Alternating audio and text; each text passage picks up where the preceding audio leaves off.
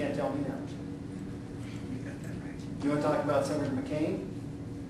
Let me tell you a quick story. Senator McCain, when I got put on this council, was backing a bill that's very detrimental in the health care bill, and actually has ties to this health care bill. It's a non-documented person. It's actually, it's called a D.D.S.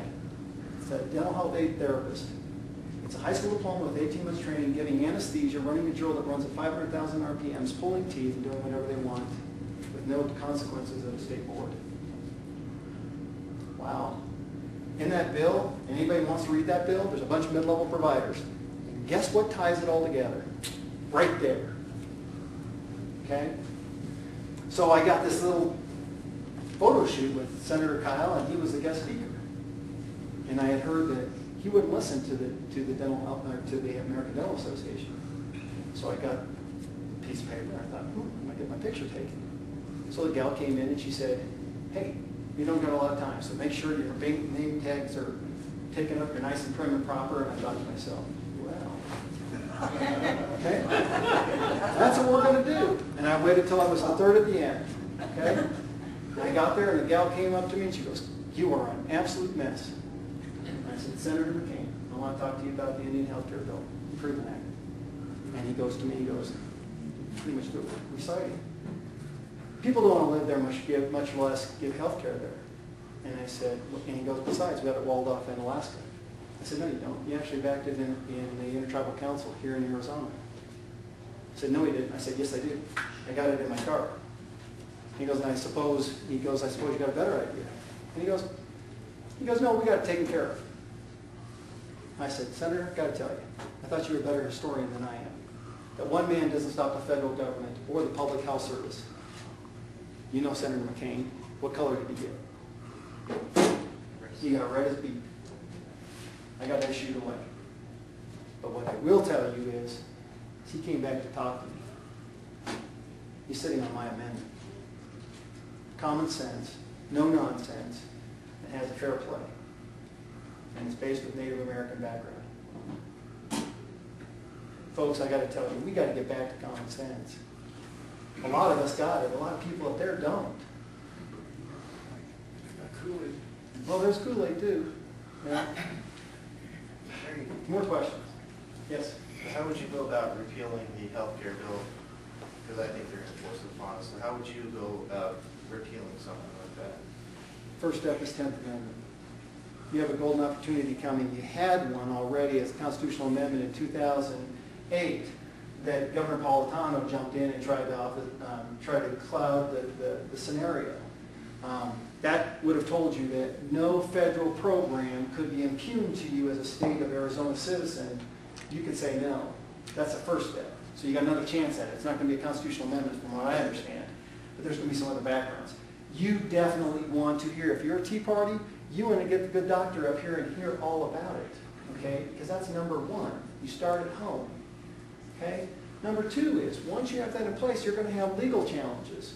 You have to write some more bills. But you know, I'm a believer that you attack on a number of issues or a number of playing fields. That's the strength of the big monster, but it's also their weakness. So you craft bills and you also go through the judiciary program. Got to tell you, if you haven't read a book, I want you to read a book. Okay? It's Alinsky's Rules for Radicals. Okay? If you read it, you will understand how you make this work for us. Okay? So what you do is you make sure that you are attacking a number of different playing fields. You have the legislative, the judiciary, and the executive branch. Your executive branch, I'm saying, is the state. Okay? And you better make sure that your state entities are very strong. Okay? As a field worker, as a representative, I want to ensure that. I want to work with people. That's how you get solutions. Work with people, work with people, work with people, work with people.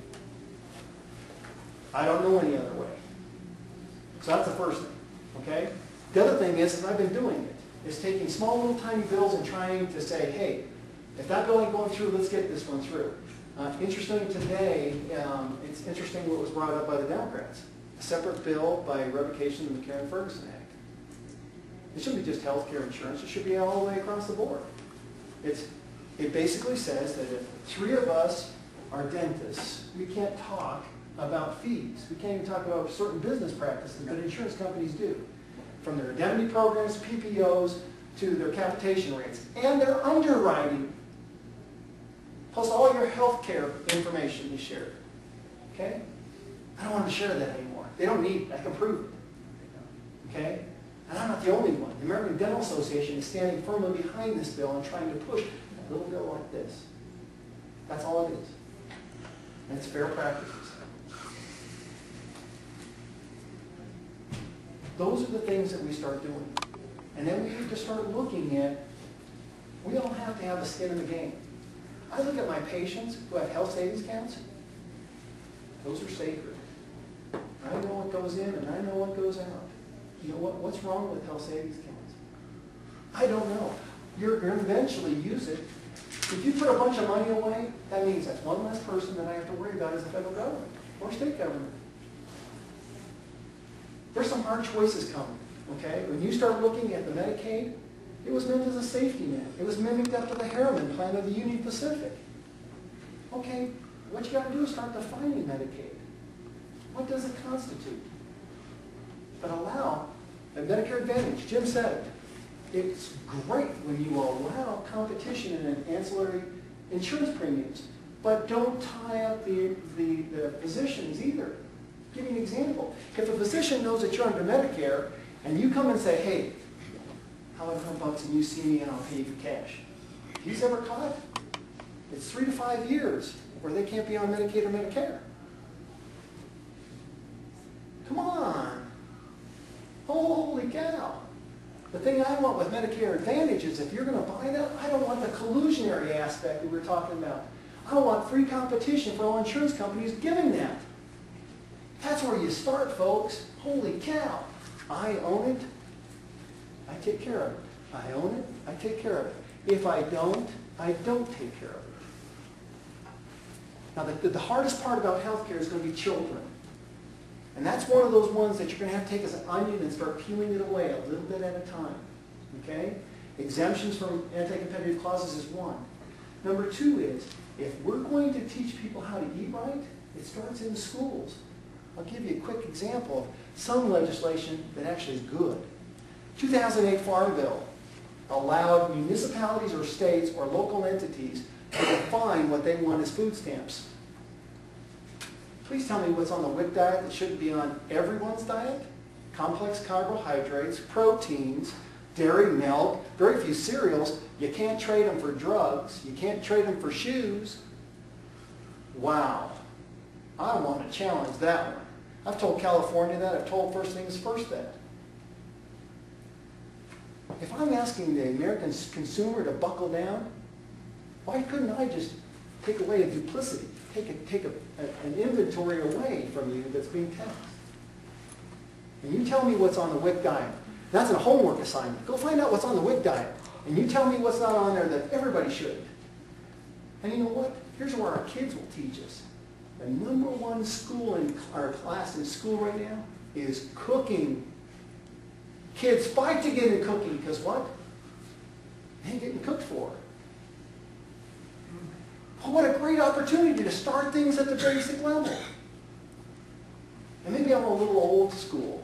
You know, when I was in first and second grade, we had this teacher named Gail Tugwell. And in PE, guess what we learned to do?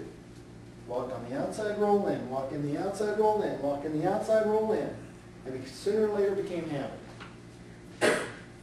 Boy, there's some really good things about the way we were instructed and how we do things. There's a great avenue for children. And the power, I see some of you are grandparents. I want to make sure I've got to say this and I'll say it again.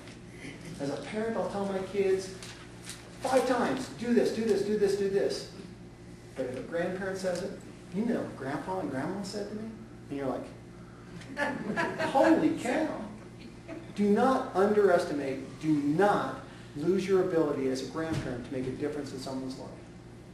Do not. Another question. Can I just make a comment? Sure, Jim. My grandparents told me I was okay to have ice cream cake for breakfast. How do you feel about that? Well, Didn't Bill Cosby I can tell you. It was eggs and flour and milk. Well, I can